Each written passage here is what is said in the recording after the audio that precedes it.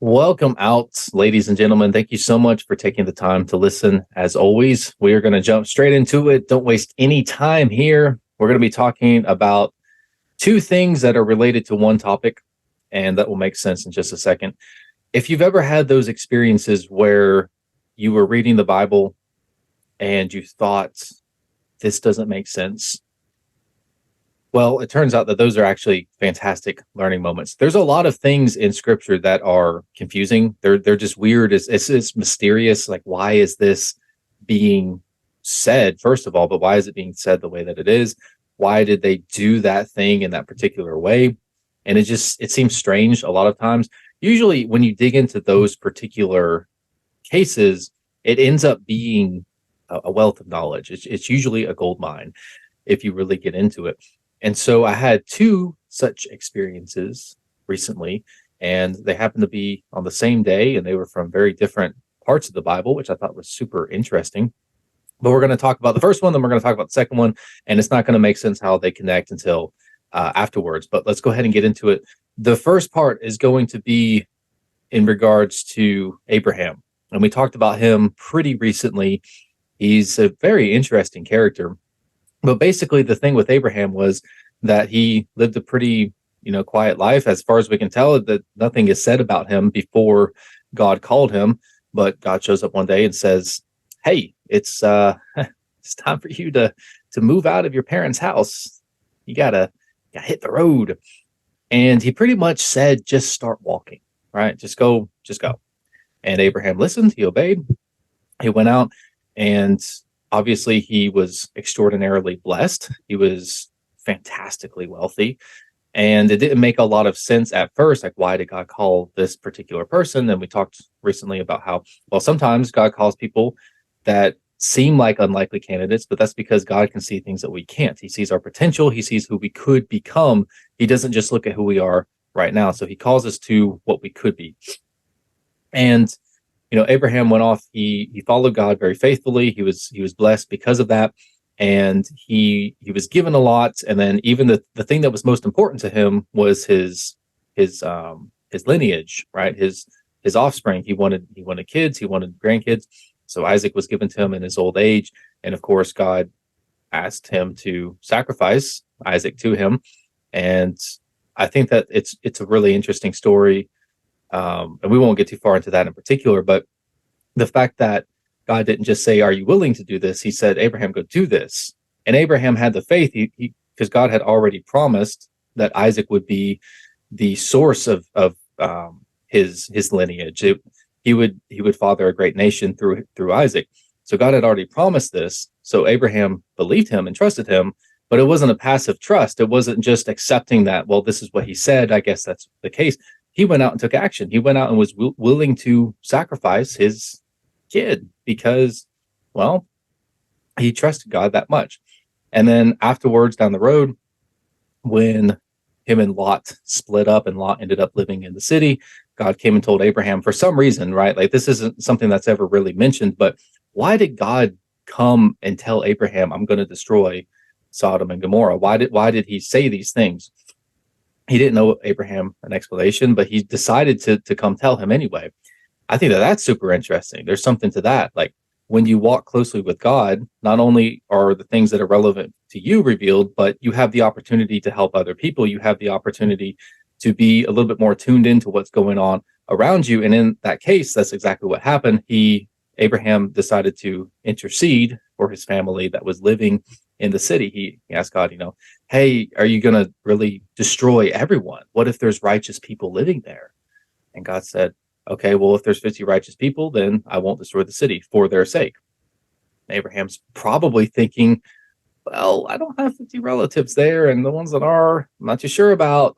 So he gets them down to 40, and he works his way down to 10. So, okay, if there's 10 righteous people in the city, I'll spare the city, right? And so he basically intercedes to save these people, and most likely because he had his family in mind. But God sends the angels out. They go into the city.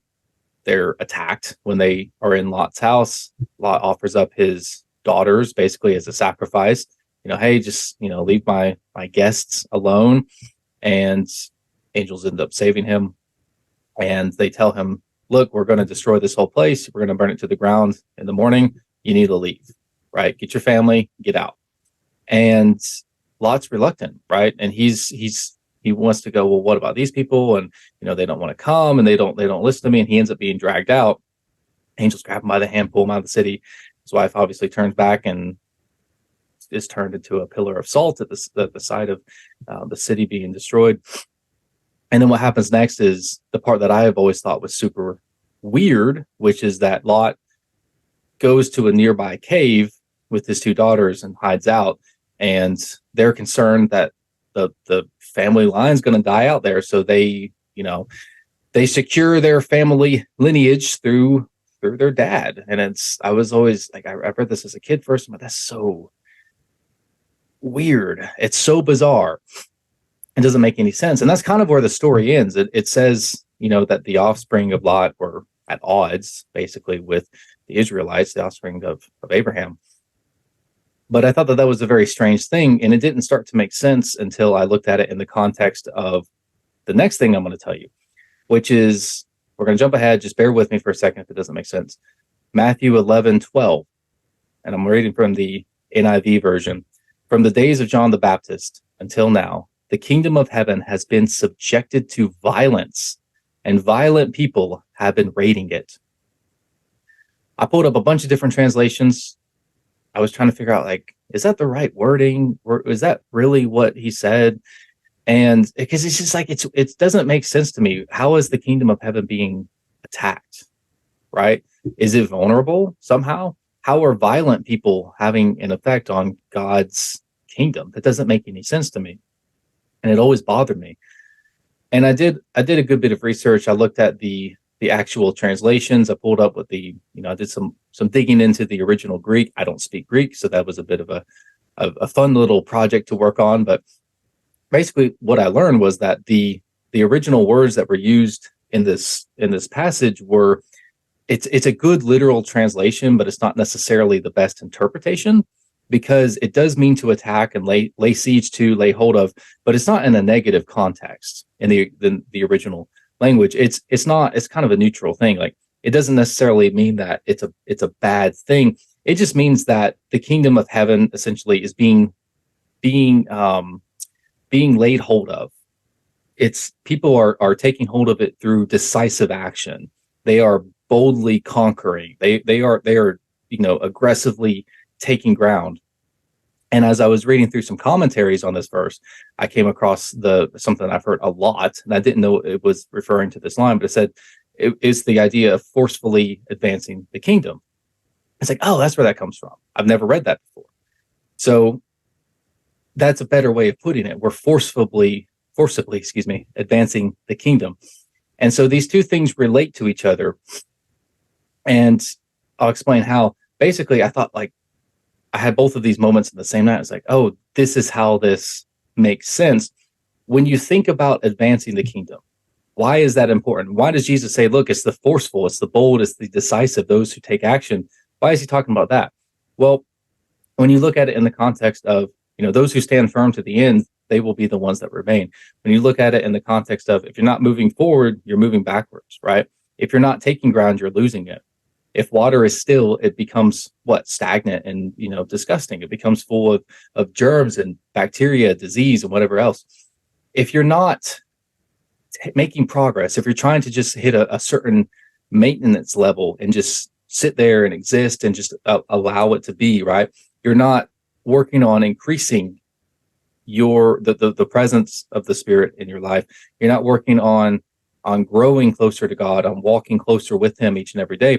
If that's not what's happening and you're just there, you're going to end up falling away. You're going to end up moving backwards. If you try to say, look, this is just where I'm at. Yes, I'm saved and whatever, that's fantastic. But you also have to understand that the world is constantly crowding in on you. There's all these distractions and you're always moving in some direction. Nothing ever rests. Nothing is ever stationary. Nothing is ever still.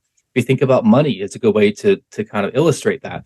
If you just put money in your bank account, if you take cash, put it under your pillow, put it under your bed, well, in a few years, that money is worth less than it was at the same time. You haven't invested it. You haven't made it do anything for you. And over time, because of inflation, it starts to lose its worth, right? And how does this relate to Genesis? Well, because Abraham is active. He goes out there and takes action. He does things. He's decisive. He doesn't always have a plan, and he makes a lot of mistakes along the way, as we know, but God takes care of him through the whole thing. He rewards him and blesses him in extreme ways. He is an extraordinarily wealthy individual, and it's because he takes action. And it's not just action. It's the right kind of action. He's following God. He's doing what he's told. But the thing is, he doesn't have the answers, but he's willing to get things started. He's willing to take that first step and to keep walking, right? Even when it doesn't make sense to him, even when what he's being told to do right now seems to contradict promises that were made earlier. He has that much faith, but it's not a passive faith. It's not just like, yeah, I trust God. Of course I do. Because we all can say that, right? Like it makes sense logically, intellectually that, well, God is God. Of course he can work the situation out. But do you act in that situation as if he is working it out? Do you may understand on a head level that yes, he is in control of this situation, but are you actually surrendering that situation to him, saying, okay, what needs to be done? Right? I'm afraid of this, that, or the other, but I'm going to go step out anyway. I'm going to go take that first step anyway. And it's not because I'm confident in myself, it's because I'm confident in Jesus. I know that I'm protected. I know that I'm being cared for. I know that I'm being watched. Lot, on the other hand, Lot is not a bad person. He's not a bad character. He's still counted as righteous. He's still saved, right? God still makes it a point to grab him and pull him out of that city. He didn't have to do that. The deal that he made with Abraham was, I will spare the city for the sake of 10 righteous men. He didn't say that, well, if there's one, I'll go ahead and just pull him out. He didn't say that. He didn't have to. He chose to save Lot regardless of whatever deal he struck with Abraham. He considered him to be righteous. But look at the whole situation. Lot the entire time is passive. He's somebody that, when the crowds are, rushing in around him, he doesn't try to do anything to repel them. He just tries to satisfy them. When the angels tell him you need to leave, he doesn't grab everything and run, or everyone and run, I should say. He has to be dragged out by the hand, right? And then what really clicked for me is the story of him in the cave. Why are you in a cave hiding? Like there's other cities, and yeah, you can argue there's reasons, like maybe people think that he's a bad omen. He's a foreigner, moves into the city, and he gets nuked. Like, yeah, maybe they might not like him around. But at the same time, like, go somewhere else. Go back to, hang out with Abraham. You could do a lot of things, but he decided to go hide in a cave. It's a very passive thing. It's not necessarily wrong, but as the father, as the man in that situation, he had a responsibility to protect his daughters, to take care of them. And instead, he went and hid in a cave and allowed them to get him so drunk that he, had relations with them. To be put, and that's like the culminating part of it. And that's when it really clicks. Like, oh, that's not because it's like, it's not the point of that story is that he is such a passive person that he allows the world to influence him. He allows things to control him and to direct his movement. It doesn't mean that he's a bad person. It doesn't mean that he doesn't, come into God's mercy, but he's not blessed. Abraham was blessed. Abraham gets all the stuff.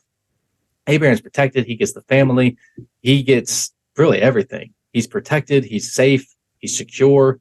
He has a close walk with God. Lot tries to do the right thing, not a bad guy, but the result of his life is tangibly very, very different. And so these two things relate because it's important that we don't just allow life to take us wherever it wants to go. It's important that we don't just accept things as they are. Like, yes, you need to accept things in a certain sense, but not in the sense of like, well, this is just how it is. And if you look back to like, why did Abraham and Lot split up? Well, it's because their herdsmen were fighting. There wasn't enough room in that area for them. And Abraham allowed Lot to pick where he wanted to go, and Lot chose to go to the city. And if you think about how many people go to the city because what's there? The promise of something, right? Well, there's a promise that there's just this intuition that there's opportunity there, that you can make money, that there's attractive people there. There's a lot of them. You have options, you have opportunity, and there's just this drawl, right? But there's also an energy to cities, there's also a current that you get caught up in very, very easily. It's so common, it's a cliche. Like you go to the big cities with all these hopes and dreams, and then a couple of years later, you're at the bottom of the barrel. You're being used. You're all dried up. You're a failure. Maybe you're not. Maybe you were successful, but it's like a hollow success. Like it's not like a secure, healthy, super close knit community. It's something that drains you. It's something that's negative ultimately. And to understand, like, if you are a passive person, if you're not very bold and decisive, and you're not the kind of person that takes action and goes after what they want and has the discipline and the character to say no to the things that they don't want, which is probably much harder. If you're not that kind of person, you're not going to make it, right? And if you're fortunate, God might pull you out of that situation. It doesn't mean that you're outside of his mercy, but you're not going to be blessed, more than likely, at least not in this context. So why does Jesus talk about, like, we need to be, or what? He doesn't even say it like that. He just says that the kingdom of heaven has been subjected to this bold, decisive action. So the people that inherit it are the ones that are willing to do something. They're the ones that are willing to take hold of it and make it something real to them. And then that can look like a lot of things. That can look like going into ministry, sure, but it also just means, like, is this my life now? Right? Is this the kind of thing that I do? Is this who I am? Is this who I'm becoming? Am I the kind of person that, what, every day I walk with God? I start the day off with prayer. I close the day with prayer. I spend time reading the scripture, and I make it a point to do my best to apply that throughout the day. I learn. I'm not going to be perfect, right? I'm not going to be, I might not be some like super influential person, but I'm going to do my best. This is who I am. This is what I embody. I don't just say, yes, I believe that Jesus rose from the dead and that I'm forgiven. I live it every single day. I take action. And again, that doesn't necessarily mean that you're going like knocking on people's doors, like, have you heard the good news? You can, sure, but it's not limited to that. It's, how do you live your life? Do people know undeniably that there's something different about you? If you don't embody your philosophy, your religion, it's worthless. It's just words on a page at that point. All right. And as far as material wealth, right? And this has to do with the kingdom of heaven. This has to do with the earthly kingdom as well. You've got to give God something to work with. A lot of times we get fixated on, but I can't be that person, right? I'm just me. I can barely stick to a gym membership, and it's on auto draft, and I only go maybe once every few months. I would love to read the Bible every day, but that's just not me. Like, I don't know. Like, I don't understand scripture. I try to read it, and it just goes so far over my head. Or I want to be a good influence on people, but I'm just not like that good of a person. Like, it's really hard, and I'm afraid to proclaim this. I'm afraid to do the right thing. I'm afraid to treat people right and to be a servant to others, because in that situation I lose something, right? Like, I lose money. Maybe you work in sales, and it's like, hey, I could make the sale and make more money off of them, but I would actually be doing them as a service. Let's tell them the whole story and let them make a choice. Like, yeah, they're going to take the cheaper option, but it's actually better for them, right? But if I'm looking at it in the mindset of, I'm just trying to get something for me, then yeah, that's difficult. How do I turn into the kind of person that says, no, I'm here to serve you. I'm here to do something for you. I'm here to help you. How do I turn myself from somebody that doesn't read beyond a third grade level into somebody who understands scripture and can teach it and can embody its principles? You've got to give God something to work with. How are you successful if you say, I want to be XYZ? I want to have this certain position in life, in my job, in my career. I want to have a certain type of partner. I want to have a certain type of lifestyle. I want to get to certain place of influence. Oh, we're having some technical issues. There we go. I want to get to a certain place of influence, whatever it is, right? Like, I want certain things out of life, and it's not just the average, right? How do you get to that point? Well, you've got to give God something to work with. Say, like, I want a new job, and I trust that God will bring me the right job. Well, do you? Because if you don't take any action towards that, then you probably don't.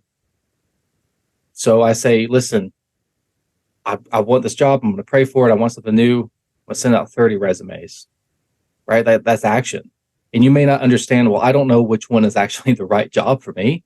I don't know if I'm qualified to do anything that I get. I don't know if I'm qualified to get a call back. I don't know if any of these jobs are going to be better, right? But when you take action, when you give God something to work with, he can take that and magnify it. He can say, you know what, hey, perfect. You apply for the right place. I'm going to lead you in that, right? I'm going to present the right thing to you. I'm going to encourage you to do it. You're going to apply for the right place. I'm going to make sure you get the job. That's where I want you, right? What about with relationships? And that could be romantic. It could be with friends. It could be whatever. You know, I want to be close to this person. I want them in my life in whatever context that means. I don't know if I can do that. I don't know if they're going to like me. Well, if you sit on the sidelines, then you'll never know. But if God wants that to be fruitful, if he wants there to be something there that is going to benefit his plan, which, by the way, is a good thing for you, it's going to be beneficial for you as well, not just for other people, although it will certainly extend beyond, you know, your wants and needs. But if you don't ever do what you can, you don't ever plant the seed, you don't ever make the introduction, you don't ever say hi, right? Well, then God has nothing to work with there, right? And yeah, he could come down and do something and just change it supernaturally, but that's not usually the way he works. Sometimes, sure, but usually it's not. He wants us to do things. He wants us to take some action. He wants us to do a certain amount of legwork. How much probably depends on the situation. And yes, I like that brings up a point. A lot of I don't know, people in the charismatic movement seem to say this a lot. Seem to talk about how, like, no, you don't do anything, you just let it happen. Like, well, that makes sense if you're following a charismatic person, right? But it doesn't make sense if you're actually following in the footsteps of Christ, because Jesus was very active. Jesus did a lot of things. He went and preached and took his ministry all over the place, and he wasn't afraid to stand up for what he believed in. He made some serious waves. But a lot of people will say, like, no, like, you need to just trust. And it's like, yes, you need to just trust while you're doing the thing. You need to take steps. You need to give God something that he can turn around and give back to you. And it may say, I don't know if I can do this job, but I'm going to show up. I don't know if I can get this job, but I'm going to put up the resume. I don't know if I can handle this position, doing whatever, if I can minister to these people, whatever, but I'm going to show up. I'm going to do what I can. I don't know if I can provide for myself. I don't know if I can feed my family. I don't know if I can secure my future. I don't know if I can feed myself, but here's my 5 loaves of bread. Do what you want with it. When you give God something, when you're willing to take those steps and go out in faith and take action, he will turn around and magnify that. And that gives him something to expand upon, right? And that's very important, because the kingdom of heaven, if it's being given to people that are bold and decisive, the people that take a hold of it, what that means, at least in part, the way I see it, is that if you're not going after it, you're moving backwards and you're moving further away from it, because there's always something that's exerting an influence upon you. There's always something that is affecting you. If you're not moving towards God, you're not standing still, so you're moving away from God. If you're not walking closer with him in, you know, prayer and thought and spirit, where are you moving? It has to, if it's not towards truth, it's away from truth. And that's a pretty wide margin of error, right? Like, there's only one direction that is correct. So anything other than that one direction is wrong. And that's sin. That's to miss the mark. You have missed the target. And it, you know, just so happens that, you know, that target is a narrow path. So I think that this is also a very interesting way to increase your walk with God, because when you actually step out there and do something, right, you're not just praying about it, you're not just talking about it, it's not just like, oh yeah, I totally trust God, but you actually get out there and do something. You start to realize that the way you talk about it in church is probably not the way you talk to God about it. Because when you get out there, you're like, hey, Lord, I'm sorry, but I know I said I was about this, but this is, like, actually terrifying. This is actually really, really hard. I actually don't think I can do this, right? And it's those honest moments of, hey, you know, I thought that this was going to be something really good, and it's not. It's actually really unpleasant, and it doesn't seem to be benefiting anybody. And that reminds me of Jacob wrestling with God. It's like you're allowed to want certain things, and you're allowed to work towards getting them, right? It's just that you have to be in the right balance. You have to be in the right relationship to the one that's leading you. If you're just saying like, no, I'm just going to go do this thing. I hope you support me, but whatever. Well, then yeah, you're going to screw that up. But if you're saying like, look, God, like I don't actually know what I want, but here's some things that I do want. And then an opportunity comes up and I appreciate that. I don't know if that's quite right. Or I need this to change, or here's my reasons, whatever. Like God will work with you with that. I think that people are scared to take certain opportunities because they think that like, well, this is what I'm called to do, and I kind of don't want to do it. Like on some level, I'm not too sure about this. And like that's okay. That doesn't mean that just because you don't want to do something, you won't have to. That's not the case. But in terms of what do you want, like spend that time in prayer. And remember that the prayer is not necessarily to change God's mind about something, although sometimes he does seem to. I don't know if that's the right way to say it. I don't think that he changes his mind, but I think that he does change his answer sometimes. And it's not because, again, like you've convinced him of something, but maybe because you weren't ready before, but you are now, something like that. But the prayer is more important because it puts you in contact with his spirit, and it allows you to change. It allows him to change the way that you see the situation. And so the prayer changes you more than anything else, because you can sit there and say, God, I trust you. But if you just say that and you don't act as if it's true, then do you actually trust him? And you can only say that so many times. You can only pray so many times like, okay, but I'm really worried about this. I'm really worried about this. When are you going to change this? Before at some point you have to just say, I really want you to change this, but I also know that whatever happens is your will. And so I guess that means that whatever happens is actually for the best. So I guess that means maybe I need to let go of this, or at least my idea of what it should be. And I need to just accept that you've got this. And, ooh, that's hard. This is really hard. And then, but you have that conversation, and then maybe you feel better about it. Maybe you start to do it, and then you backslide a little bit, and you've got to adjust, right? You've got to come back the next day. Like, okay, I know I said I was letting you have it, but can we talk again? And that's fine.